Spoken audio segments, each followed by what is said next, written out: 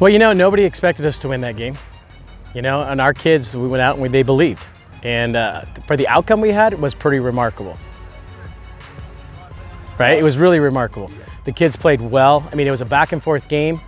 And, when they got down, you really question your team whether or not they can respond, and our team did a pretty good job responding that game. Well, I really believe since I've been here, we're more of a second half type team. It takes us a little bit of time to get started.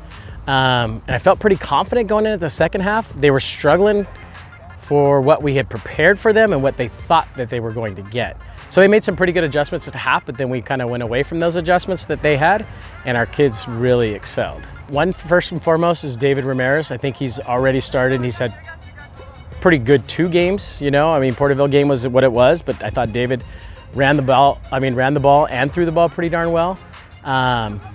And then on defense, I think Salvador Lule and Eduardo Castro are playing well, and Daniel Castillo.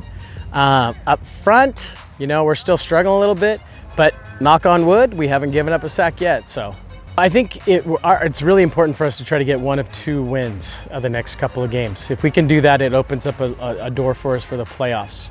The one thing that's really been difficult with our kids is getting them to believe and to practice. And that's been the hardest thing to overcome, is to practice like you're gonna win a game, not come out here and be lethargic and lackadaisical. And we have a lot of that with these kids that we have.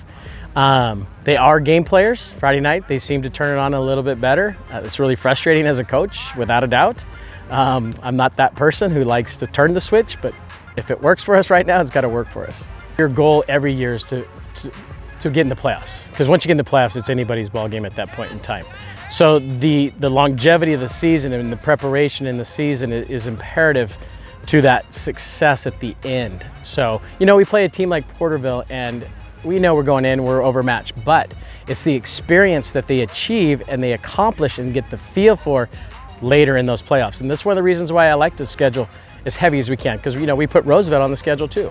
So I think those things will hopefully pay off for us in the end, for sure. 500 was our goal. 500 was a goal, and that was a goal that was a little bit above our ability level going into the competition that we've seen. Right now, it looks achievable, possibly.